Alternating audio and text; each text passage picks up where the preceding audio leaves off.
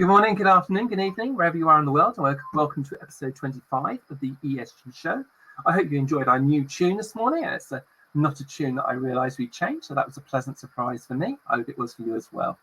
So today we are working with Net Zero Nation, which provides an accelerator focused on supporting businesses on their journey to net zero.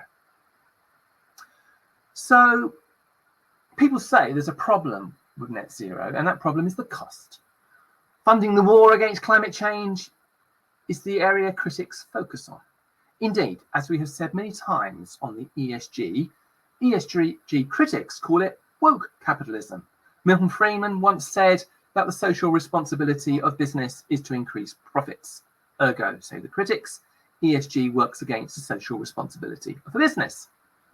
But if the theme of today's show is correct, doing the right thing, whether it is taking the S, U or G bit out of ESG seriously, isn't just about doing the right thing for people on the planet.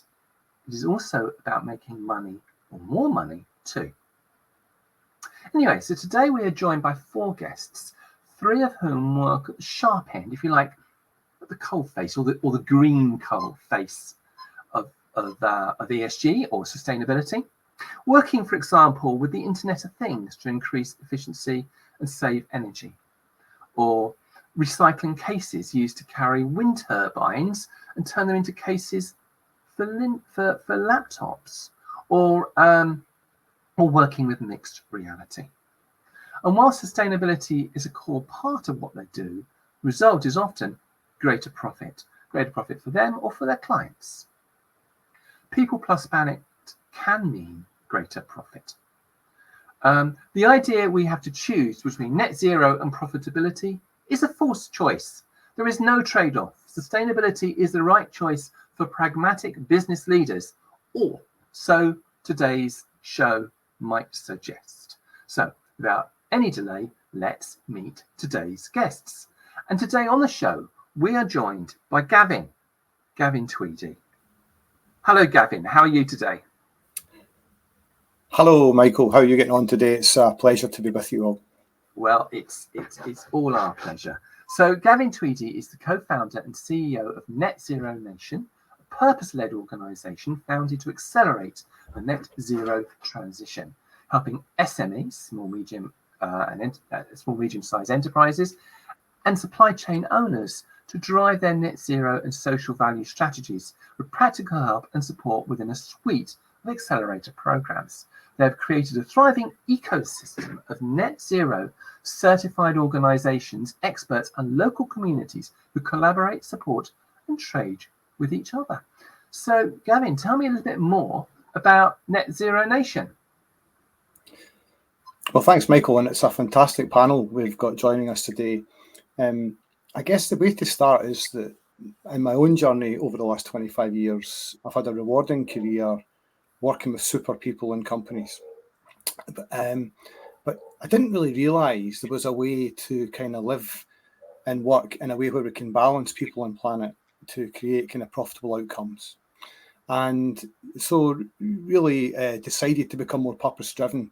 And in 2021, founded Net Zero Nation with some other entrepreneurs. And we ended up taking 80 companies, 80 SMEs to COP26.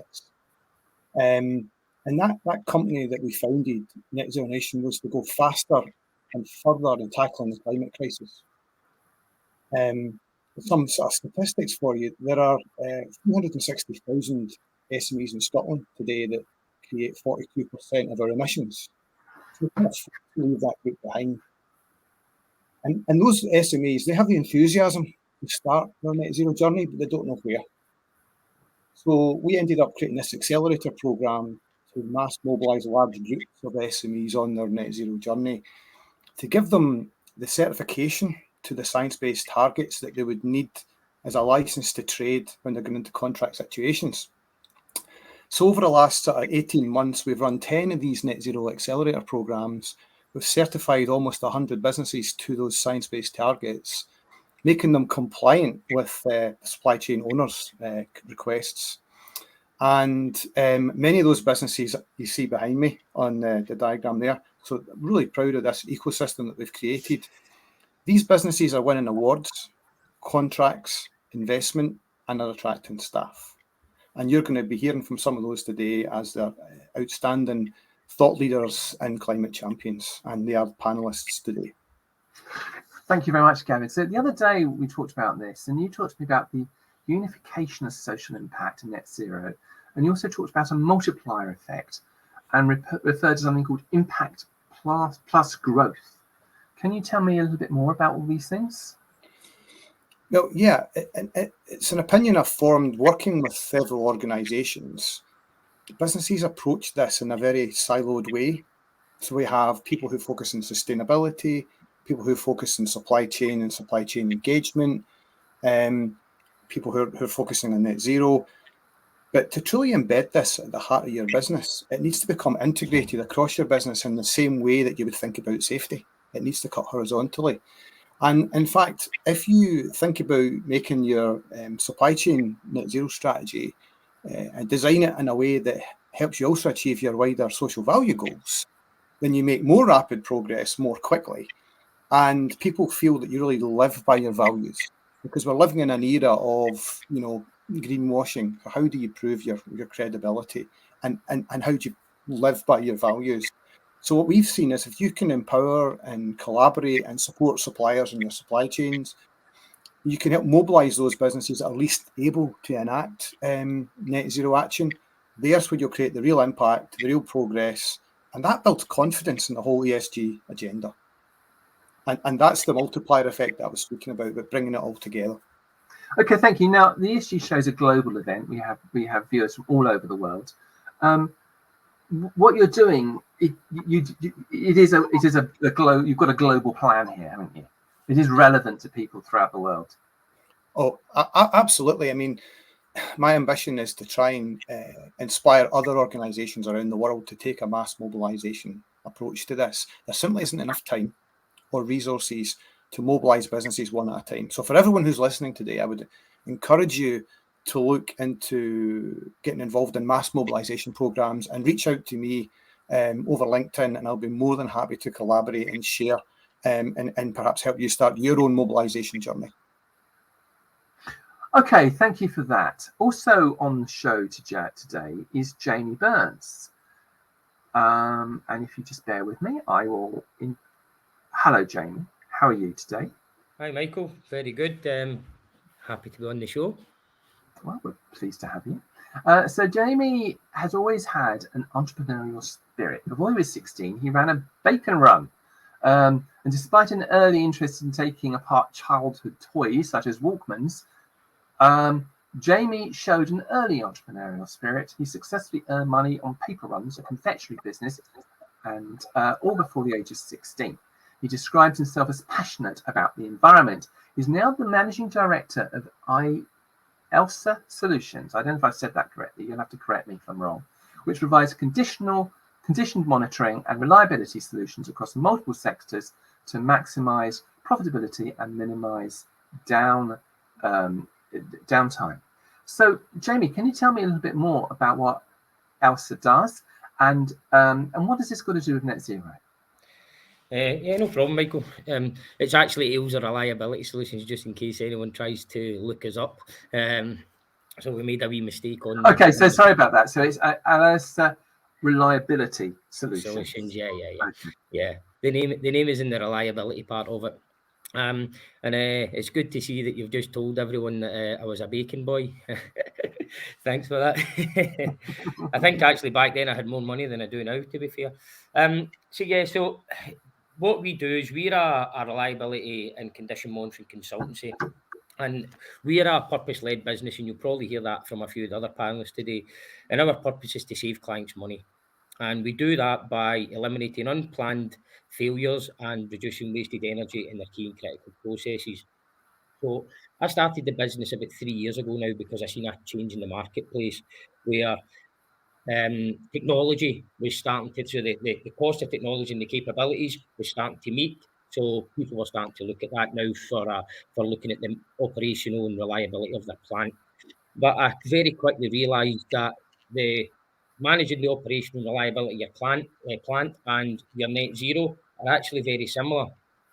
So We then get involved with Gavin and Net Zero Nation about just over 2 years ago, and looking at how we can help both ourselves and our clients look at ways to improve their carbon footprint and the bigger benefits that they actually achieve across their business. We've actually helped show customers that if they take the net zero approach and have that mindset, that they can actually make their business a lot more efficient and actually a lot more profitable as well. Hopefully I'll be able to get to show you some examples of this later on, and we can talk through some of them. But to give you a kind of headline figure, over the last 18 months, we've helped save clients over £3 million in downtime and helped generate over 40 gigawatts of green electricity. That's just by focusing on the condition of their equipment and the efficiency that they're running at. So you save clients money, and you've saved carbon at the same time. Yeah. Okay, thank you for that, Jamie. That's great. Also on the show today is Aimee Britton.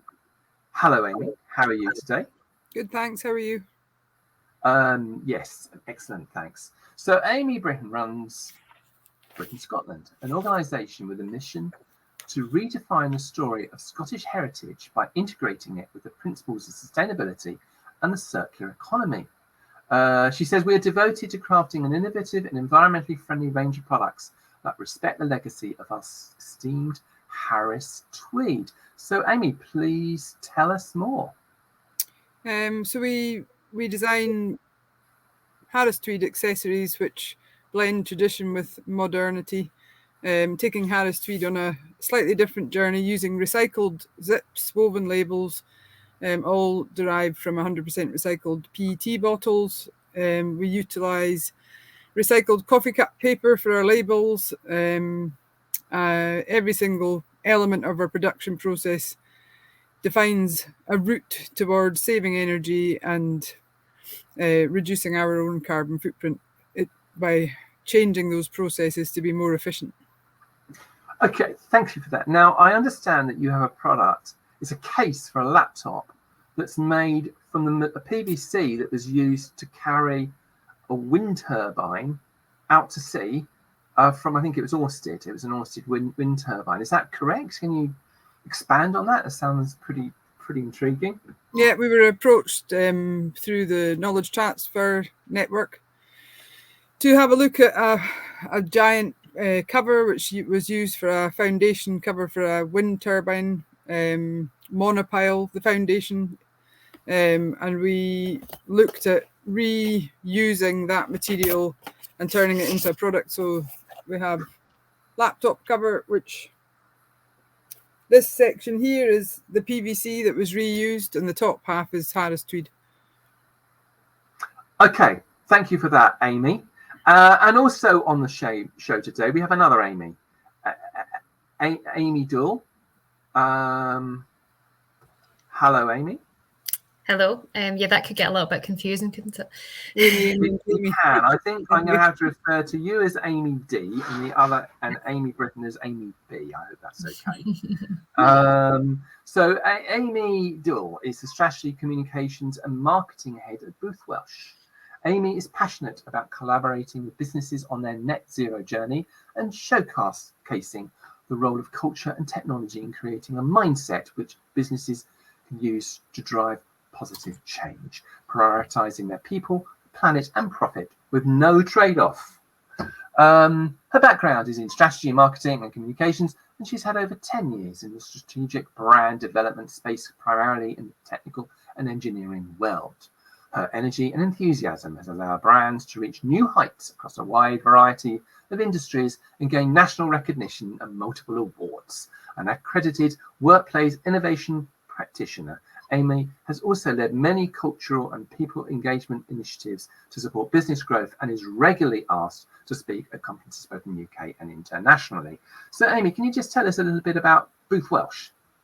Yeah, so hi everyone. It's a pleasure to be here today and part of this conversation. So Booth Welsh essentially is an engineering technology company. Been on the go for around 30 years. I've seen a lot of change in that time. Essentially, we support companies to optimize their operations in some way through sort of control and measurement, and we design integrate solutions from multidisciplinary engineering. So we've got a number of clients across the energy, life and chemical sciences, manufacturing spaces such as GSK, Diageo, EDF Energy, Spirit Aero, etc. And essentially, I suppose we're kind of like, we see ourselves as a safe pair of hands and actually help and support our clients and their supply chains transition towards more net zero operations. And I think a big part of this has actually been building our own carbon competency, particularly through Net Zero Nation, and actually supporting our learning there to be able to do this. Okay, thank you for that, Aimee. So we now reach that part in the show when we have a look at recent editorial. We are having a few internet connectivity problems this morning, but I'm hoping that in a moment an image will show you the first article we're going to look at. If the image doesn't show, we're just going to have to talk you through it. But it's in Tech Monitor, and it has the headline. Here we are. Navigating the intersection of AI and sustainability. So AI and sustainability. Jamie, what's this all about? Yeah, thanks. So what it's all about, this was actually an article that was made from an event at COP28, where the Chief Sustainability Commercial Officer for Microsoft that runs the Middle East and Africa was commenting on some of the things that Microsoft are doing and looking at AI and how AI can help sustainability on a global front. One of the key things that I took out of it was one of the statements that was made was, you can't fix what you can't measure. And they then go into a lot of detail on how the developments in AI and other technologies can actually be, it's going to be crucial in being able to get companies on this journey. So what Microsoft were doing was talking about all the different developments that they're doing within their fleet. But the other thing that I took out of it was the opportunity. So yes, you've got the challenge that's here at the moment, which is there's people that need to be upskilled, but that challenge is also an opportunity, because there's jobs that are going to be coming out of this at the end where that are not even invented yet. So there's opportunities there for just upskilling the existing people, but then for the next generations of the younger people that are getting into the world, there's going to be huge amounts of opportunity for them to do it. There was a bit that said that 60% of the people that work out there at the moment, they did a survey, they say they don't have the right skills to actually manage their workload with the new technologies that are available. So that's a challenge, but it's also a huge opportunity. So yeah, there was lots and lots of good things that came out of it, but that was just some of the kind of key points that I thought were worth mentioning, and the fact that we can use technology. So AI, technology, IoT, all of these things can play a part in actually trying to help the world become a more sustainable place and reduce our carbon impact. Okay, thanks for that, Jamie. Yeah, it's interesting what you're saying about AI, how people are going to be working in jobs that haven't even been invented yet. I've actually changed my mind slightly about AI recently. I used to think that if you want to have a young person today needs to understand AI because there are going to be lots of jobs in AI. But I'm actually wondering whether understanding AI is akin to understanding Word or Excel 15 years ago. I think AI is becoming a tool which everyone needs to be able to use. I don't necessarily think that working in AI is the future, but knowing how to use AI is vital. I don't know whether you agree with that. Yeah. Can I come in on that? I completely agree with what you're saying there, Michael.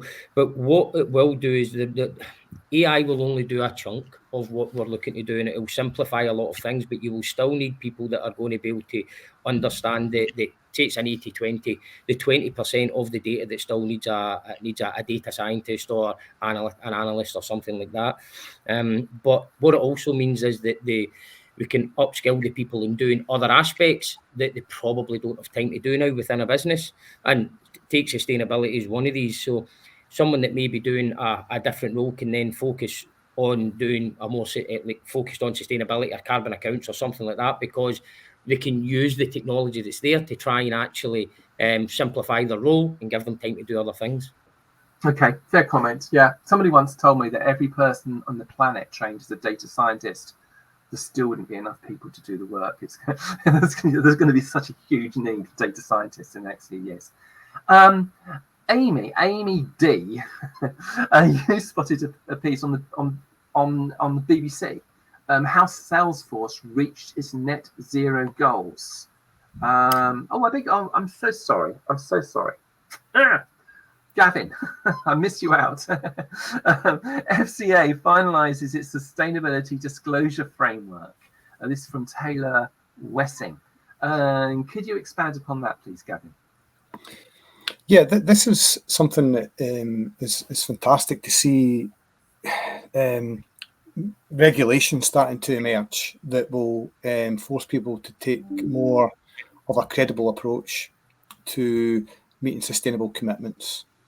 We have been living in an era of greenwashing where, until recently, a lot of sustainability strategies were just marketing fluff. There was no substance beneath it, and people were advertising things falsely.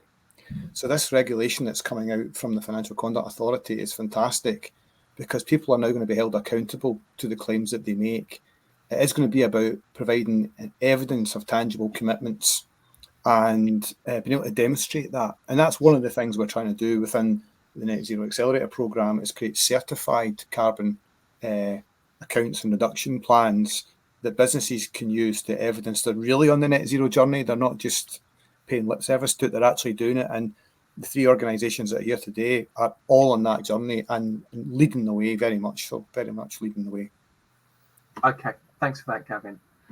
And now Aimee D, I do turn to you this time, getting it right this time. Piece on the BBC, how Salesforce reached its net zero goals. Can you talk us through that? Yeah, so this is an article that I came across. It was actually shared through Workplace Innovation Europe, who are a partner that we work quite closely with. And I think it's really interesting because I felt like it really resonated with the story that we've been on in that journey over the last few years in particular.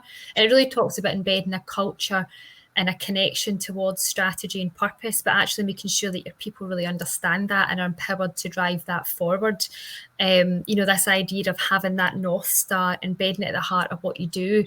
And that's been a strong journey that we've been on, certainly. We're probably, 1,000th of the scale of Salesforce, but, it did still resonate. And I think that really showed me that, regardless of your size, it's applicable. You don't need to be a massive, big giant to be able to make a change and be impactful and be a bit of a thought leader in that space. So, there was a lot of parallels there, which I really enjoyed. And it is about making the most of your workforce and the talent and incremental efforts to build up into something more. Okay, thank you for that, Aimee. We've had a question from Miranda, I beg your pardon, Kennedy. Sorry, Miranda, I think I missed out the pronunciation then, even though you've commented on the show before. Miranda says, define commercial ESG and provide examples. Why is it important? Commercial ESG, does anyone have a view on that? I'm guessing by commercial ESG, she means ESG that has a commercial purpose. I'd be happy to take that, Michael. Please do. Yeah, essentially, ESG is about demonstrating that you're making progress against your commitments around environmental, social governance domains. And what we're seeing is, from a commercial perspective, when you're going into contract situations in the public and the private sector, or going out to raise investment, there's now this need to, as I said earlier, evidence of these tangible commitments to be people and planet positive.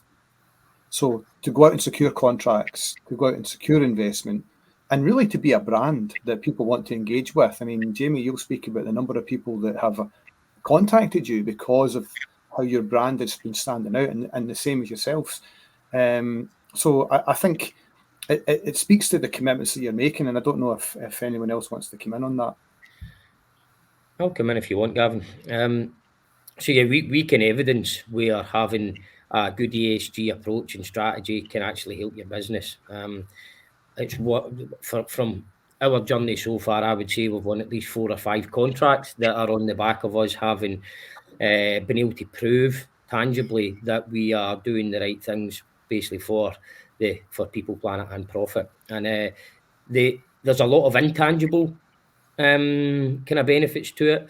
And obviously brand awareness is one of them. I mean, I'm going to see people on the other side of the country that are saying, oh, I've seen you in LinkedIn, or I've heard about your company, and they've heard about us because we're telling the world about what we're doing with this, and trying to help mobilise other companies and help kind of be back to what Aimee says, be a thought leader in this space. And I think that the benefits are there. Also, when we go into the probably the next part of this, having the right approach can also be hugely beneficial on the profitability of your business and the operational efficiencies of your business. So yes, having it for your brand, for the ability to win more business and work with other like-minded companies, but also the benefits it can bring to your internal operations. Okay, thank you for that. Sorry, did somebody else want to say something then? No, I must have imagined it.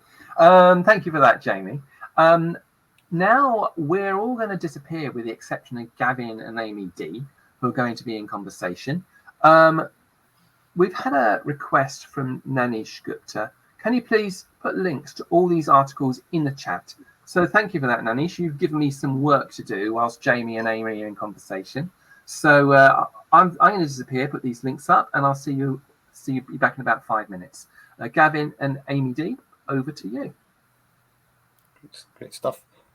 Thanks, Michael. So this is part of the show when we get this chance to have this one-to-one conversation. So Aimee, we've known each other going back to early 2021, really the year of COP26. That was, yeah. Yeah. And we've worked together on a number of different initiatives that you could say revolve around sort of people, planet, positive behaviours. I think it'd be great if you could just share a few thoughts about the journey that Booth Welsh has been on over the last couple of years, because I think it's pretty inspiring for businesses as an exemplar.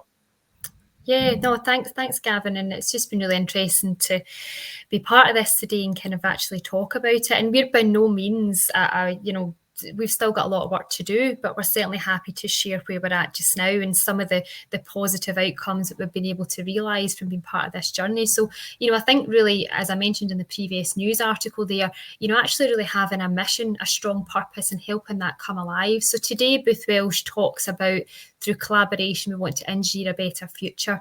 And that's a very wide-reaching statement, but that's underpinned by 3 strategy spheres within our company. And these all really have equal importance and underpin what we do. So, these look after people, planet and profit. And there's a lot of great stuff in there that really our employees are allowed and able to kind of get behind and look to support.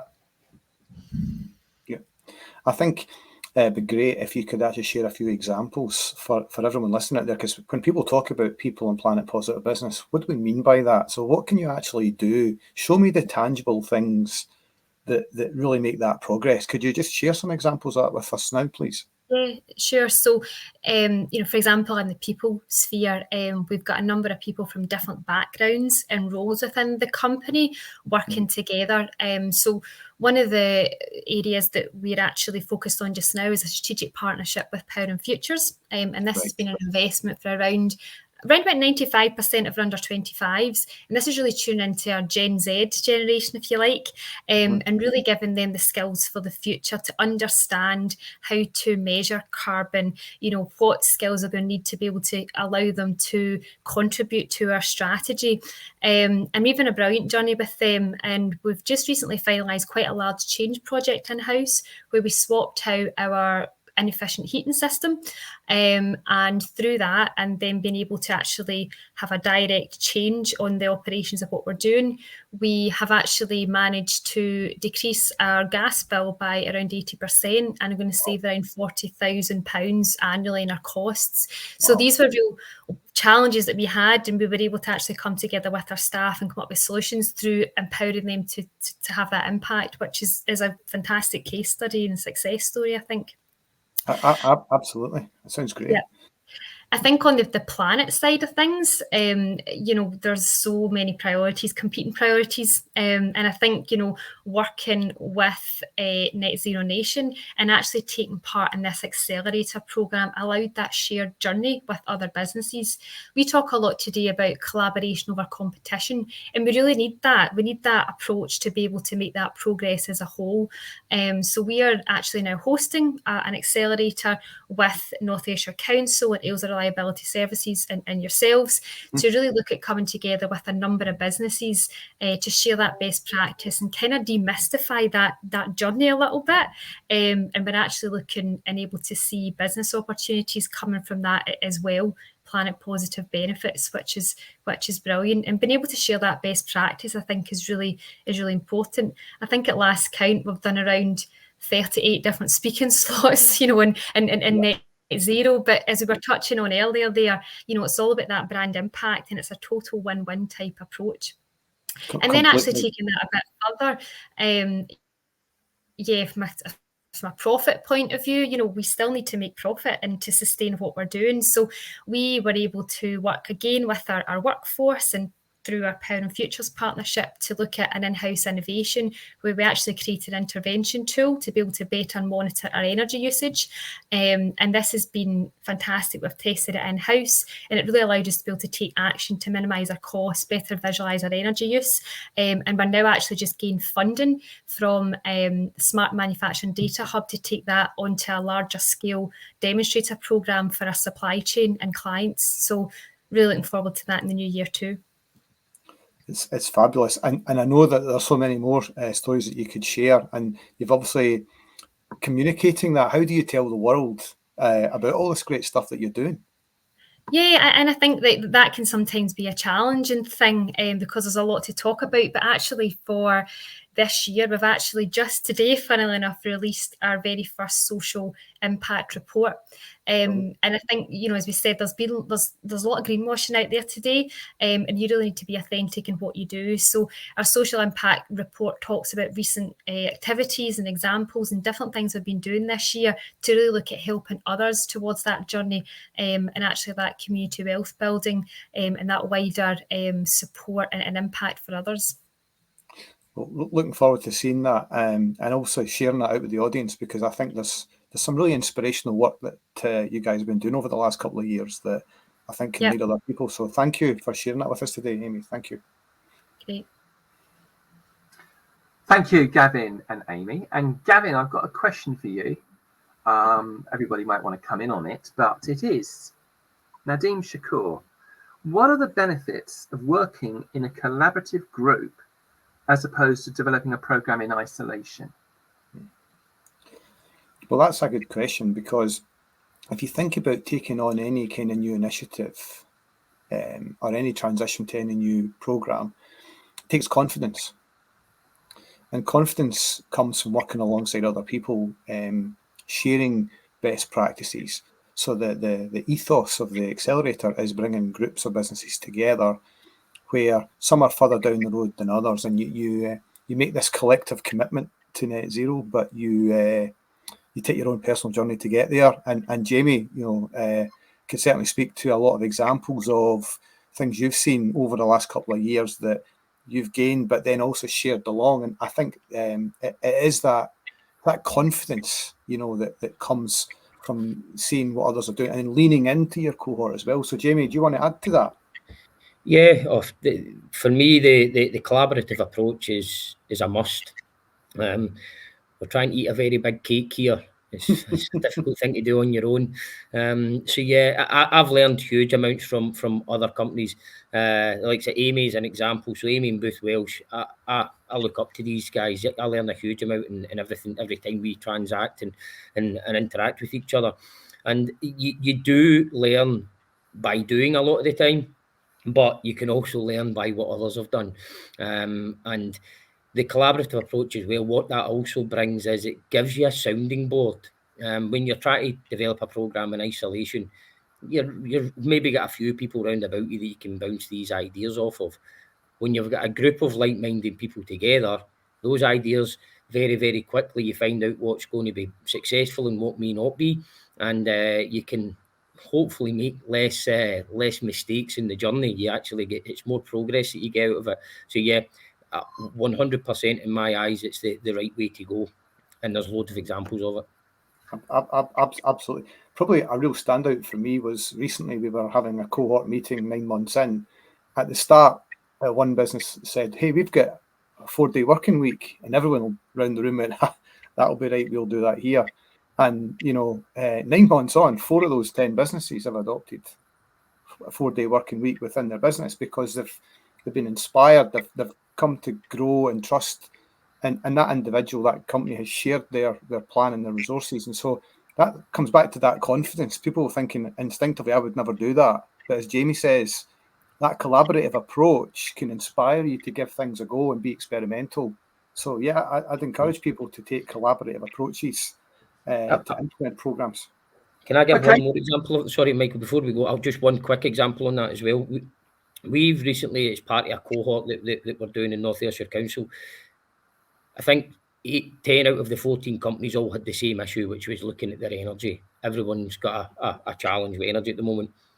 That group are now collaborating together to look at different renewable energy sources for their businesses. They're working in a collaboration. They're then going to be going out to tender. So as well as them all coming up with the idea together, they're now all bunching together to actually go there and try and make sure they can get the best deal for their businesses from a technical and commercial point of view. So a business in isolation would just have went there themselves, and their buying power is a lot less than it is when you're in a group. So there's another good example.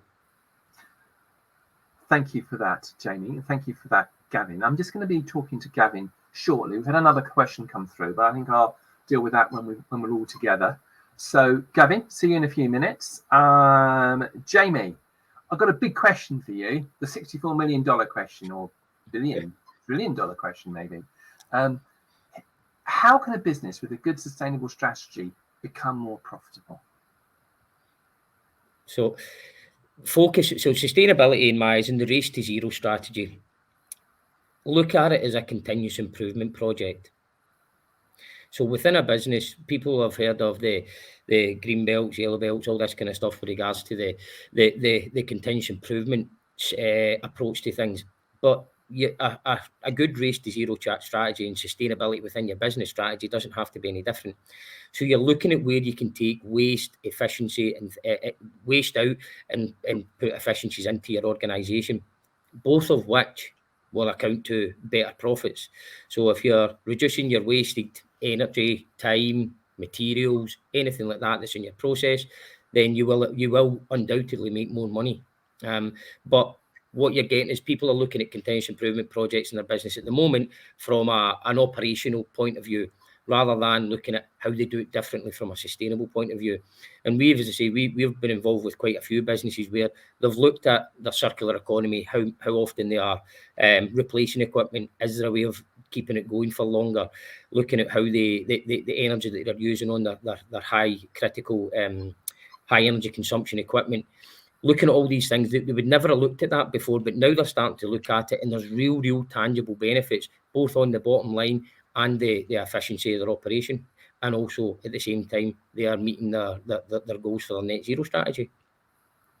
Okay, thanks for that, Jamie. Now, you when we spoke recently, you gave me an analogy with a car that's is not quite right, and maybe the tires are not fully pumped up or something. And you're saying how actually a car like that uses more petrol, so it costs you more money, but it's also bad for the environment. You can save money by benefiting the environment at the same time. So how does that analogy apply in an industrial context? Well, most kind of large and various different types of sectors, but a lot of the industry sectors out there are 80% of their energy usage is from a electric motor-driven package. So that's a pump, a fan, various different things that are driven by a motor. So if the equipment that motor is driving is not running efficiently, so if they've got a damaged bearing or there's an imbalance in the fan or something like that, so it's not running as efficiently as possible, that motor's pulling more power. So exactly the same analogy to your car. If you drive your car with your tyres flat, you use more fuel. So rather than companies just looking at, obviously, they want to get the best out of their equipment, if they get it running at the optimal performance, it uses less energy. You're always going to need to use energy to be able to power your plant, but you want to use as little as possible and the best means possible. Okay, thanks, Jenny. Internet of Things, IoT, as people call it. Yep. I'm interested in this. How can an organisation use the IoT not only to create greater sustainability, but also drive down costs? Back to what we spoke about out of that article. Oh, sorry, I lost you there, Michael. So so back to the kind of the statement that I took out of that article. You can't fix what you can't measure. So what IoT is bringing to the sectors now is it's bringing you real-time data that you can make strategic choices on. So again, we've got examples of where you're monitoring something using a remote sensor of sorts. You can then tell exactly when things are starting to change and then planning repairs. So it helps with your circular economy because there's less need to replace equipment. You can keep it running for longer, get it repaired at minimum cost with minimum parts required. You can also then use that IoT with other data streams that are there to then look at, is it an issue in your production? Is it an issue with equipment round about? So it's the gathering of data. Data is crucial in everything that we do, and everything that the industries do. Now, a lot of them have good data, but they're probably not using it the best that they can. So there's a big cultural change in education and what data you have, how you can manage it better, and then make a difference to the profitability of your business. But as you're doing all that, what it also does is it will make you more efficient and help with your whole ESG journey. Okay, so presumably the data you get from the IoT is bang up to date. It's not. It's very current data that can alert you to problems practically almost in real time, I suppose. Yeah, and there's also lots of products and different IoT solutions out there that you can actually use to measure your energy efficiency. So there's thousands and thousands of energy efficiency type systems out there, and what you're looking at is how to best take that data. And like Aimee in Booth Welsh, they've got an energy monitoring tool. It's absolutely fantastic. You can look at your data and you can see what parts of your plant or your site or whatever are using more, and then look at how you can change and adapt that to get better results. But you can only do it with the data. And there's also equipment out there that you can use it to look at wasted energy. So there is always going to be a need to use energy, but you want to look at what any energy within that cycle that's actually wasted. So you wouldn't know about any of this without gathering that data. So it's just making sure you can get that data and make the right strategic choices. Okay, thanks for that, Jamie. Now I've got one more question for you, Jamie, but I think I'm going to ask you that at the end because time is pushing on. I'm keen to speak to Aimee B. So, Aimee, I'm going to welcome you back. And Jamie, I'll talk to you again in a few minutes. Hello, Aimee. Good to have you back again. Aimee, you say our ethos is to create a business that allows us to live that life and create a product that is sustainable. Can you expand on that statement? So it's about looking at every single part of the product, every process that is used to make the product, and to choose, I suppose, a responsible solution. So all our zips, thread, woven label, brand labels, paper labels, packaging is all 100% recycled to start with. And then all our packaging is recyclable after it's been sent out. And our product is built to last with quality parts. We look at the pattern of the product when we're designing it to see how we can save material so we don't waste, unnecessarily. We're currently designing hats at the moment, which is a bit of a difficult product to design, circular, and has, I don't know if you can see the back of the hat, there's legs which stick out. So we're looking at how we can design that hat in the most efficient way from a material point of view, so that we save make our offcuts minimal, because it is a round product, so it's a bit difficult. And then every other part that's within it is 100% recycled. So the hat has 100% recycled in the padding in the top. The thread is 100% recycled, and then the parts are minimal, so they're either cotton or wool or 100% recycled. So it's about looking at the product in a different way. Okay. So what advice do you... Sorry. No, I was going to say, sometimes what it is that you have to take something apart to put it back together and reimagine and re-engineer what it is that you're looking at as a finished product, if that makes sense.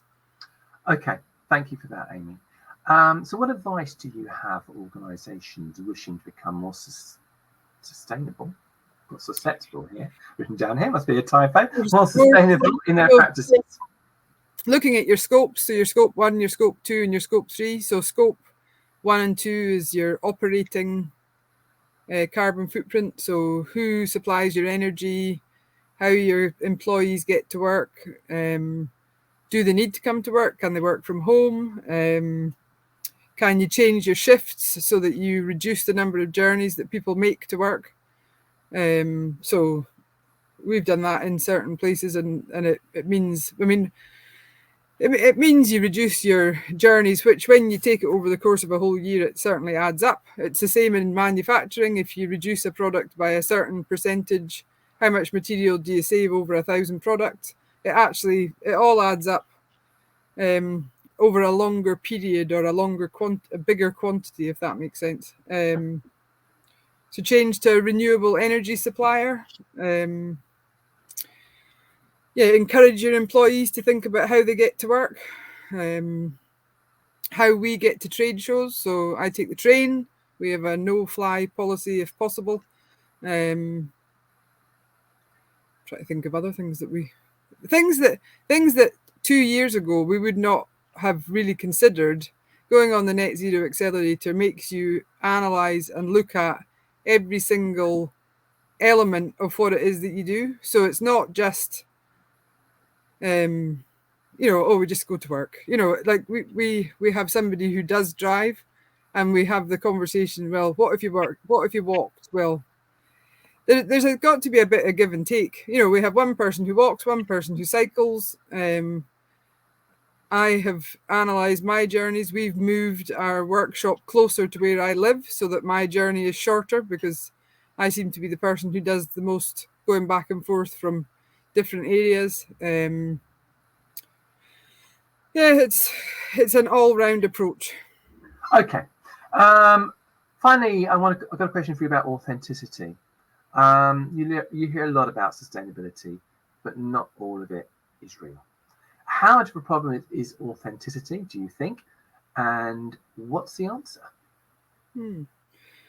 Being as transparent as possible. Talking about what it is that you're doing and providing as much evidence of what it is that you're doing.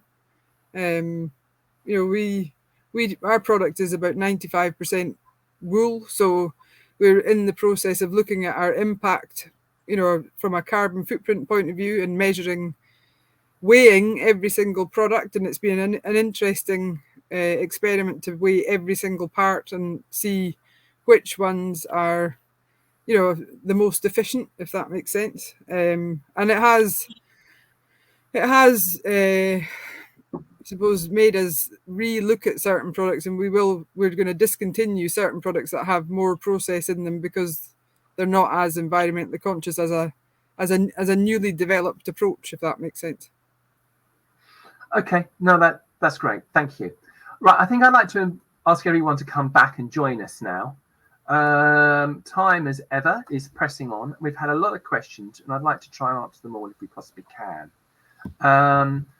So I'll throw these questions out to all of you. Aiden Daniel asks, ESG is beginning to take shape in our part of the world, Ghana.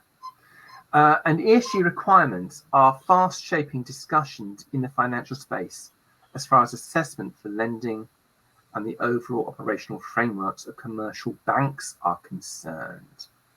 Can you throw a few global ESG framework guidelines that might help lending financial institutions in their bid to conduct ESG-friendly credit risk assessments?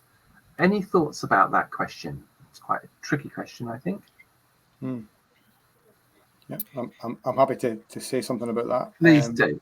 Please do. We've been seeing conditionality it becoming a technique where lenders set specific measurable goals that demonstrate that ESG commitments have been met. So, for example, a net zero test policy, setting a standard that has to be met in order to qualify for better terms. So, for example, we're seeing some people starting to set science-based targets, measuring emissions on a monthly basis with a validated plan would qualify for a soft green loan, for instance. Okay.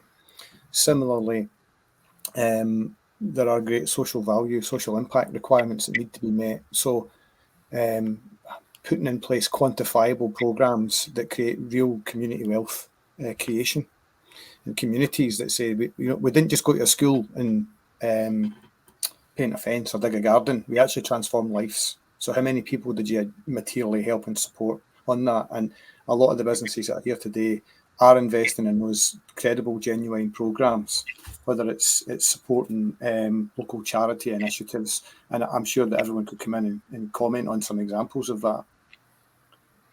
Okay. Well, anyone who has a comment to make, just make yourself known to me. Time is pressing on, of course, but if anyone has a comment to make, just butt in, just interrupt me. I would just add a wee comment in as a bit of a plug for Booth Welsh. We've just launched our social impact online just a few hours ago. So if anyone wants to check it out and see what we've been up to, then feel free. Okay, thank you for that. Thank you. So Manuel Vexler, who is in fact appearing on the show next year when he's talking about digital transformation and sustainability, says thanks for connecting sustainability, profitability, and digital transformation. He also has a question. Can the panel elaborate on how companies are working with their suppliers to leverage digitization to reduce GHG and streamline monitoring and reporting? Anyone feel they can answer that question? I could probably come in that one, Michael. So we as a company, we've talked a lot about technology, and Jamie's given a great introduction into what his company does.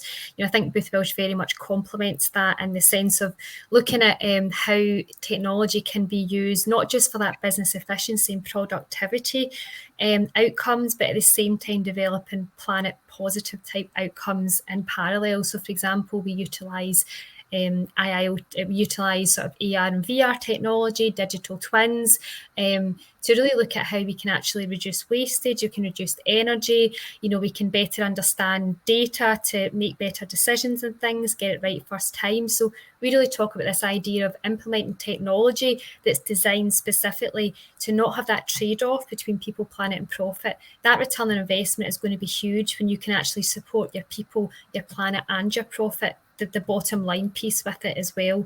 We've got quite a lot on our website and our social media if anyone maybe wants to hear more about how we've actually supported companies with really quite large carbon reduction and cost savings over the last couple of years.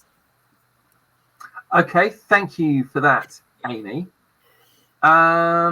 Martin Welsh, whom I'm guessing Aimee is connected with Booth Welsh. That's my boss, yeah. Ah, right, okay. What in? The Internet of Things simply allows us to connect everything more easily now and therefore monitor and gather data. Data gives us the insights to make the next best decision. He's your boss, is he? Yeah. I agree with is he the one that you were talking to me about earlier and you're telling me what a great boss he was? I'm sure it was. That's it. Thank you.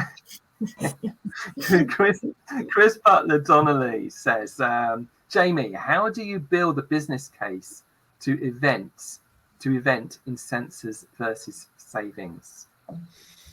It depends site by site and what their current challenges are. So if you've got a piece of equipment that's regularly breaking down, the return on investment becomes quite easy.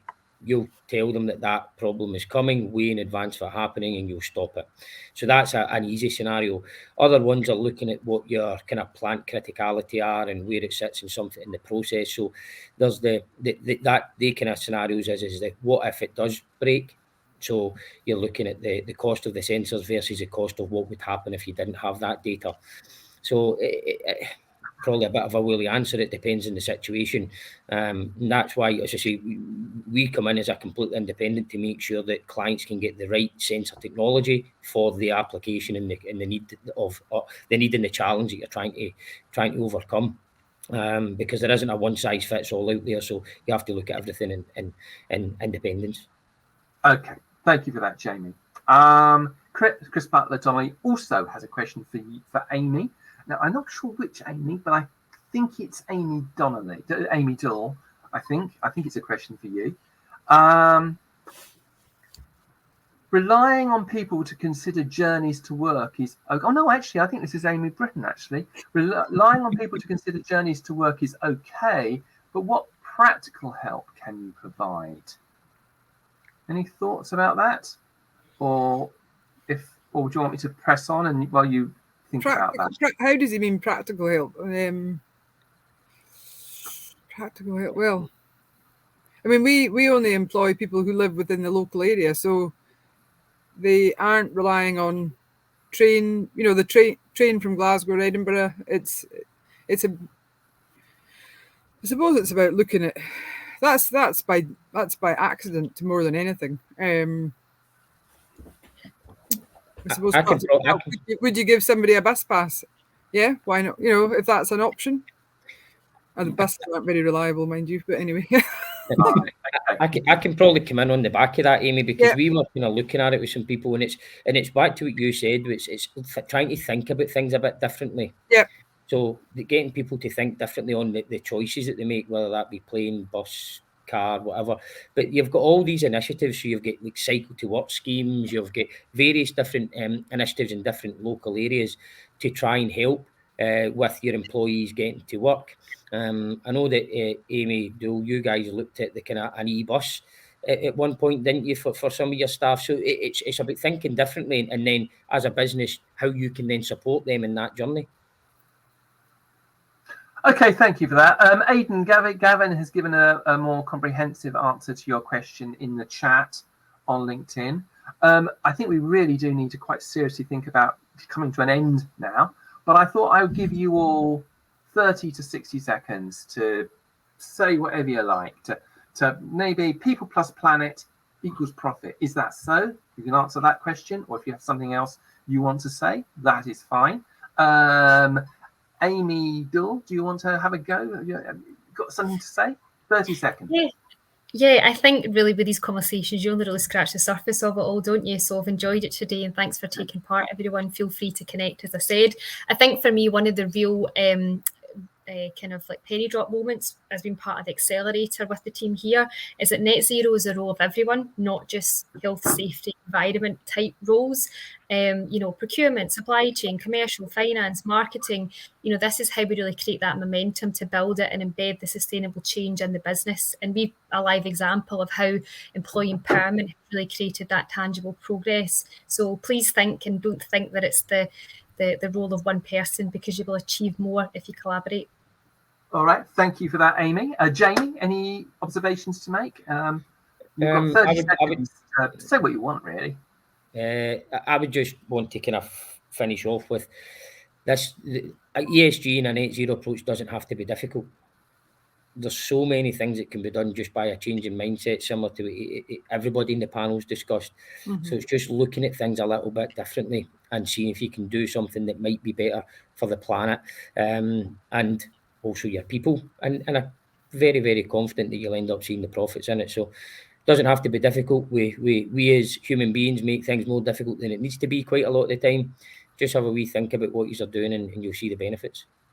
Okay, thank you for that, Jamie. Aimee Britton, I would just like to say that it is in some areas, just a common sense approach about looking at what is a more sensible way of doing things and not to overcook it, if that makes sense.